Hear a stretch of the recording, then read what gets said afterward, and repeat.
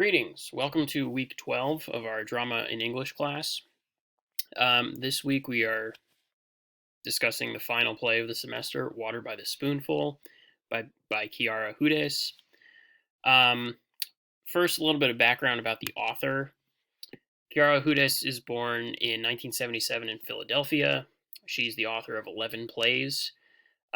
She won the Pulitzer Prize for this particular play in 2012. I believe it opened in 2011. Her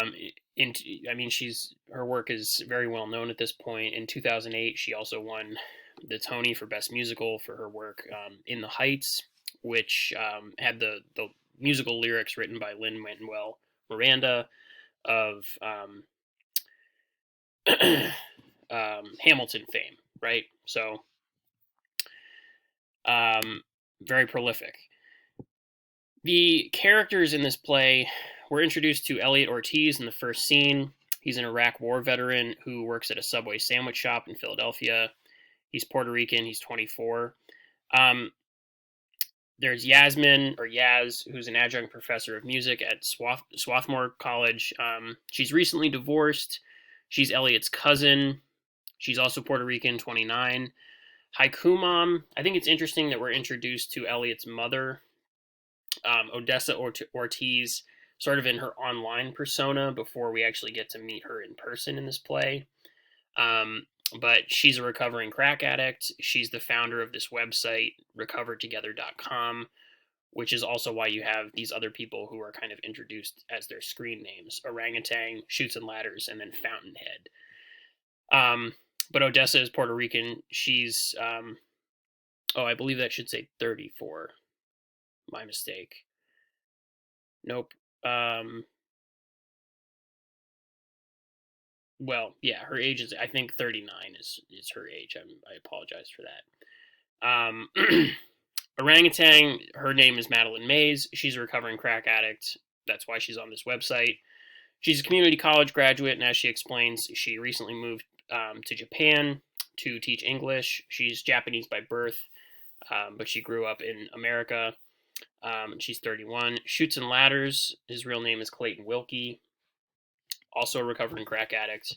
Works for the IRS. He's African American. He's a little older. He's 56. And then there's this character Fountainhead, who is kind of new to this chat room. And Orangutan and Chutes and Ladders kind of give him some guff for that. He's a crack addict seeking help. He's a computer programmer. He's white and 41. And again, I think it's interesting. We're sort of ending the semester with this very modern play. And one thing that I think this play does that's really interesting is it engages with this idea of how to stage online space. And this photograph in the background here is actually taken from the YouTube video that I posted from a University of Texas production. I actually did take the time to watch that, and I do think it was pretty good. Some of the camera sometimes, it's hard to kind of focus on the entire scene of what's going on stage, but it is pretty much the entire play. So I would encourage you to watch it if you still haven't read the text yet. But this gives you an example of how they stage these online conversations. It's Orangutan, Chutes and Ladders here, and then Fountainhead, and they're all speaking kind of in the same space, but they're not looking at one another. And it occurs to me, you have an option for how to stage online space. You could just have like a PowerPoint screen with the text up there, and then like a voiceover from each one of the actors. You could do it with disembodied voices. Because online, the markers of identity are supposed to be invisible, like your age, your gender, your race, your class. There's always supposed to be a question of whether or not someone is really telling the truth about themselves, their past, their identity. I'm sure you've all heard the term catfishing before. People get duped on the internet all the time because it's very difficult to kind of verify the identity of the person that you're speaking to if you're in a chat room. And historically, as we've seen this semester, the stage is a place where performance and deceit can kind of flourish. If you think about Shakespeare, if you think about Midsummer Night's Dream, where all these characters are sort of these tricks are being played on each other. You know, Titania waking up and being in love with this asshead, for example, or Helena being convinced that everybody is kind of in on this big joke, right?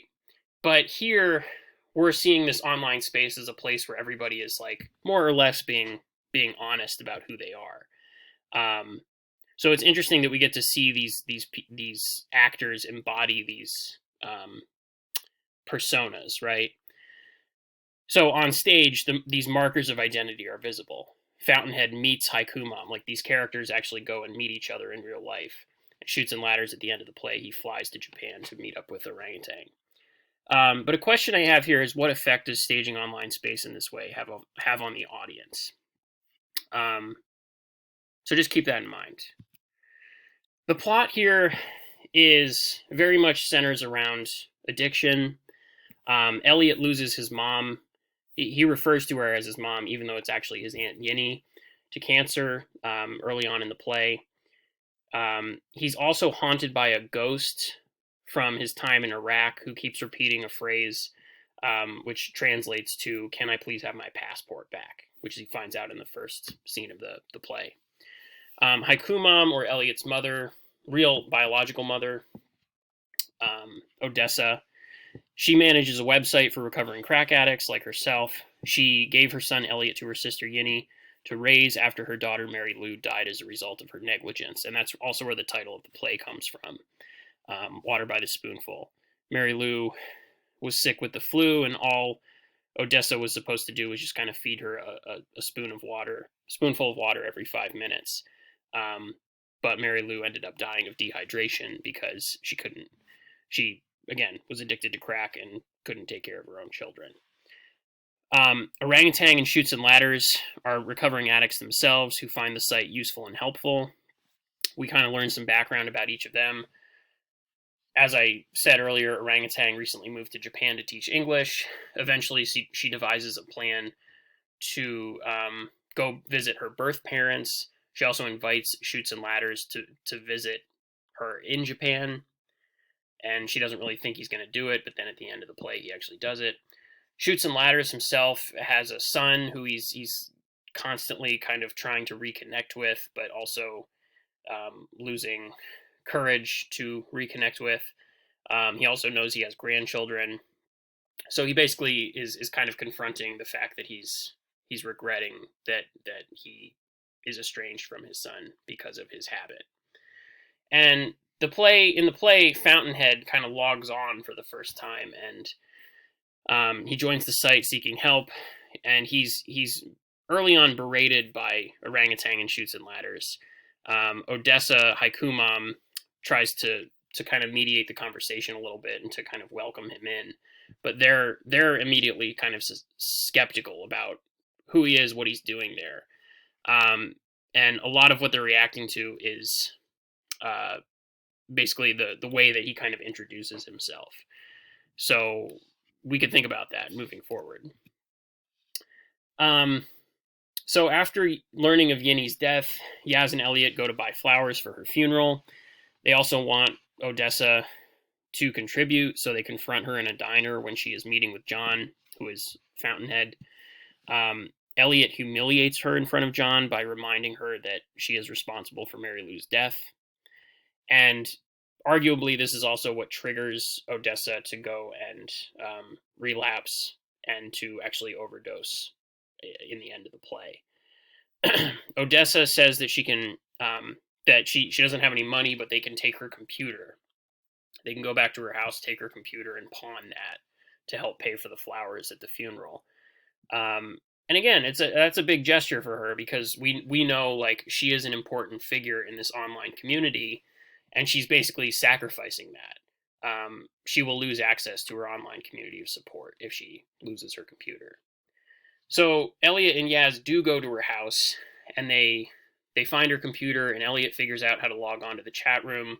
He sort of invades his mother's privacy in this way. He kind of pretends to be her and says some flippant things. And then Orangutan and Shoots and Ladders, because they know Odessa really well, they can kind of see through it. But they also mention that they know about Elliot's own pill addiction. And this is how Yaz finds out about that, and the audience, right? This is how we learn that Elliot himself has kind of struggled with a different kind of addiction. So, and then during the funeral scene, I mean, it's interesting the way this play transitions. We kind of talked about how scenes get juxtaposed in Wit last week, and this scene makes interesting use of kind of split screen effects in a way, we might say. So during the funeral, when Yaz and Elliot are kind of remembering their aunt, or Yinny, this is when we see Odessa OD. And Shoots and Ladders sells his car. He decides he's going to go visit Orangutan, who can't quite bring herself to go visit her birth parents. She falls asleep on the train platform in Japan. And again, that's something that Shoots and Ladders had warned her about, because he knows that when he went to visit his son, that was a trigger for him, and he ended up relapsing as well. Fountainhead is the one who actually goes to the hospital and cares for Odessa after her overdose. Orangutan and Shoots and Ladders meet up in Japan. And then at the end of the play, Elliot and Yaz fly to Puerto Rico to scare at Yinny's ashes. Elliot is tempted to return to pills, but doesn't. His ghost shows up again throughout the play, and sort of prompts him to pull some pills out of his pocket, but he doesn't actually take them. And then at the end of the play, he decides he's going to go fly to LA and pursue his acting career. So some themes and questions to think about with this play. It is a very rich play in so many ways, and in a way, it also allows us to kind of think about some things we haven't really been thinking about in other plays we've read this semester. So again, a question I asked earlier might be, why are Shoots and Ladders and Orangutan rude to Fountainhead when he first logs onto the site? Like, why wouldn't they be welcoming to somebody who is clearly sort of seeking help for his addiction? And the answer might have to do with something down here, but it's something to ponder. There are a couple different answers to that, maybe. So I am curious to know what you think about that. What does it do to see Elliot as a war veteran before we learn that he has battled addiction? What does it do to be introduced to Odessa as this kind of support person in this online environment before we learn what her addiction has cost her? So the play, again, I think it's interesting the way that the characters kind of unfold. We learn things about them in this kind of important order. There's a way in which this play could be about a very contemporary issue, which is the opioid epidemic. And this is also a play that deals with race, class, and gender in ways that I don't think we've really seen in other plays, even though these themes have been prevalent in other plays. But this play kind of demands a diverse cast. Yeah, like the online Narcotics Anonymous meetings serve as a kind of salad bowl in a way, where, people from all walks of life, all different parts of the world, can kind of converge in this online space. But this play makes this kind of deliberate choice to have these very specific characters. But in a way, it does reinforce the idea that addiction impacts people from all over the world, right? But thinking a little bit about class here, Fountainhead seems to attract ridicule from Orangutan and Shoots and Ladders for bragging about his social status when he first comes online and introduces himself. A white man enters an online space marked by trauma, and his privilege/ego is still somehow apparent. And then thinking about gender, it's interesting that Elliot and Fountainhead seem kind of unwilling to share the full truth about their addiction with the women in their lives. Like, Fountainhead won't talk to his wife. Elliot won't tell Yaz about his pill addiction. And meanwhile, Elliot can't forgive his mother for Mary Lou's death, but won't acknowledge that she did a responsible thing by giving him to Yinny and trying to get help. So finally, some other questions we can ask here are, how is drug addiction a generational trauma? How is miasma generational? Thinking about these different characters. And also, what is the significance of the ghost that keeps visiting Elliot?